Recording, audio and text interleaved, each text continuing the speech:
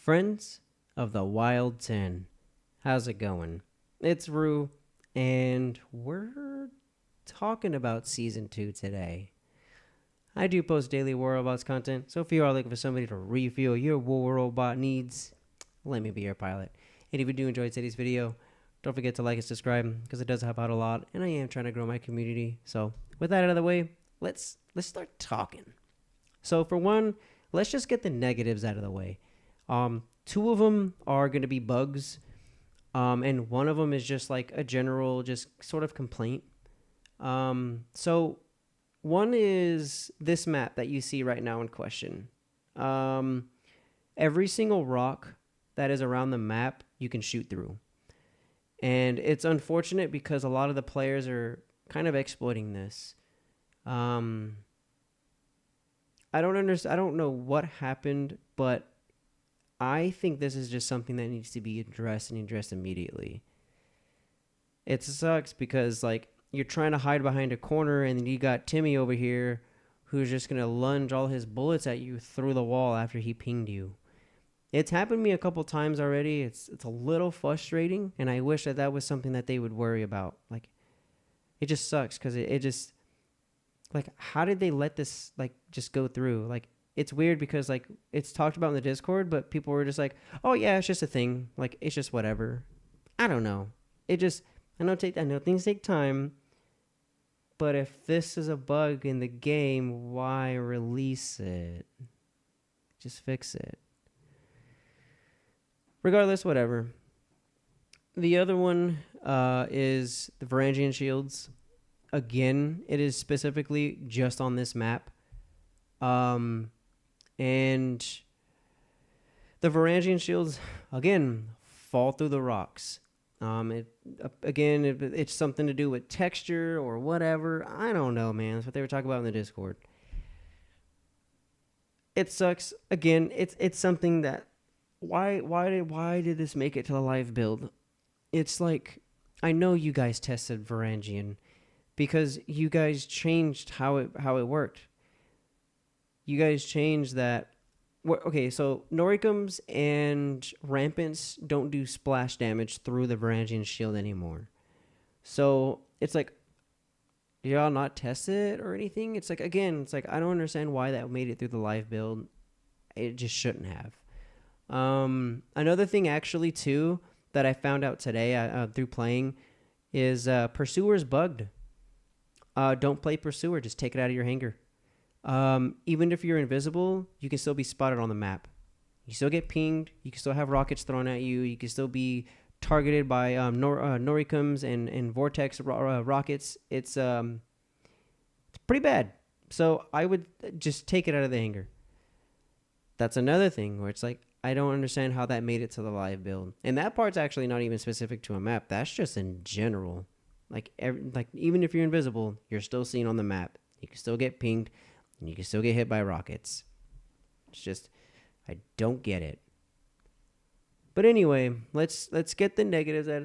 Those are the negatives, and we're just gonna push that to the side, right? Oh, actually, that's a lie. Last negative, the game modes. So with the introduction to Spearhead, it's been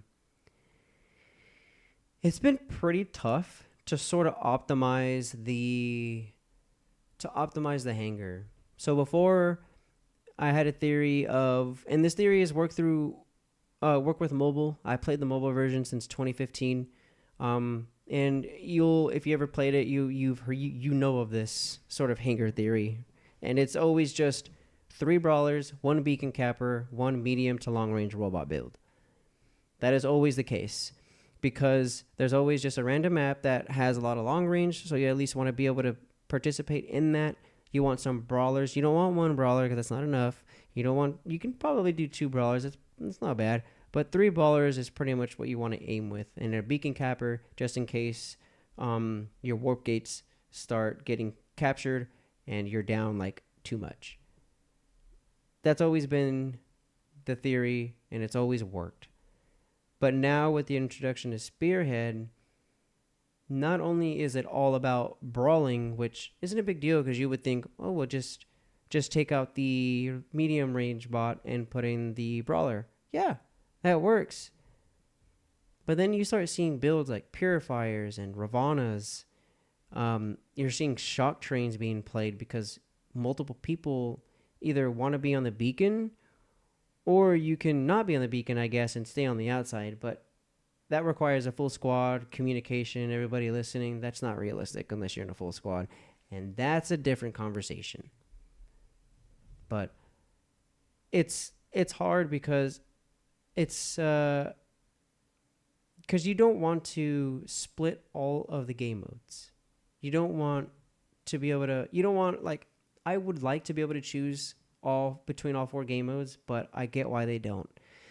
If you do so, most players will probably have AI games afterwards if that was implemented. I know everybody else, including yourself watching this video, has experienced this before where you jump into a game, the game ends, you jump into another, and you see at least 3 people that are the same in the previous match. Whether they're on your team or not, you at least see 3 people. That just shows that, like, not only is the player base not big, and that's not a big deal, I'm not knocking the game, but it's just me kind of explaining why I understand why they don't do it, you know? I think the one thing that they could do is split the game modes. So have Last Robot Standing and Team Deathmatch in one game mode, and then have Last Robot Standing and Spearhead in the other game, in the other choice. I don't know why I said game mode. Have both of the Last Robot Standing and TDM in one section that you click and you get either or you do Last Robot Standing and Spearhead and you get either or randomly, you know. I feel like that could be a solution because it allows people like me and to only play the game modes that are brawling, which is what I want to do, and you get to let people who want to snipe play those game modes too. I don't know if that would work, but that is a suggestion. I don't know if it's the perfect solution. But that is my problem right now with the new game mode, and pretty much just on any of the problems for this season. You know, the Pursuer being seen, the Varangian shields falling through rocks, being able to shoot through rocks. Oh, and actually, the last one I didn't mention, and I keep forgetting him too, is the weird hit register around objects. When you try to corner shoot, I don't know if you've noticed this yet, but there's like this weird small force field that's like around the buildings, and when you try to corner shoot, like your bullet will like let's say like my finger is like the Gozer like laser, like I could be like right here, you know, at the edge of it, but it's hitting like some invisible wall. That I don't know if that's intended or if that's like also another bug, but yeah, that's another issue with this current season. But anyway, now let's just get out of the negatives, and you know, let's just get into the positives. You know, it's really not going to take long about the positives because it's just there's so many, and like I know you guys can easily relate to it, but it's like, dude, Volta, super cool, right? It changes the meta a little bit. You know, being able to shut off abilities, people push you, and the guns are good.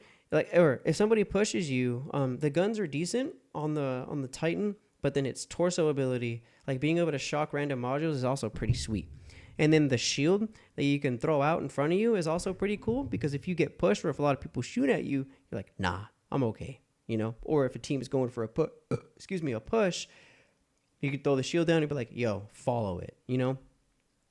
I like that. I think the Volta is really cool and is going to be very good in the right hands. Do you see that right there on the bottom? You see how my Gozer laser is hitting some random object that's not even there? I'm not sure if that's a bug or if that's intended. Anyway, and then also another thing, dude, Halos, super cool. And absolutely fun. I have already maxed out 4 of them, and it's been a blast to play. They're super deadly on the Scorpion. If you haven't watched yesterday's video, Oh man, I highly recommend watching it because man, that Scorpion in action is just crazy work. The new game mode, I love it. Like even though I was talking about the negatives, the only negatives is that the hanger. But the game mode is super fun. It's just nonstop, just brawling in your face, just whoa, just all the action, dude. It's chef's kiss, just absolutely fun. Um, what do you call it, Loki? Dude, Loki's hilarious. I played with Loki for a little bit, and I think it's so funny that the players get fooled by it because it's cool. Like you go invisible and it shoots this little clone, and at level 1, it's got 50% more HP than you do, so it can last a little bit. And it's funny because it shows your name above that clone. So the enemies just think that's you, and the clone's just kind of walking, bro, and getting shot, and you're just walking around like waiting for him, And then once you get out of invisible, you just start shooting and destroying it. It's really cool, man. A couple other things too is like the map reworks, the like not only the textures, but like some of the other things, like the map with the crusher in center. When you're at the top with the crusher, how like those pillars on the four corners, you know how you used to be able to shoot through those? You can't anymore because they completely redid it, and now it's just a solid like pillar. That's cool because now it actually gives players a chance to fight for that top beacon. And then also on the bottom, they did the same thing and added um, um, pillars that are also just solid also. So it's really cool. And then like the ground just has actual texture. I mean, it had texture before, but like it just looks like a map. Man, dude, like even this map was like redone a little bit. Like, it looks slightly different. This whole season is just great. There's just a few minor and I would call maybe one major bug, but otherwise, man, this season has just been absolutely great. But I'm gonna go ahead and just stop talking because it's been quite a bit. But final thoughts: the season, fantastic. I absolutely love it, and I'm having a blast, and I hope that you are too. So go ahead and tell me, comment down below, what are some of your favorite things about this season 2, and what are some of your least favorite things about season 2? But anyway, guys, I'm going to head out of here. Y'all be safe. Have a good rest of your day/night, and I'm out. Peace.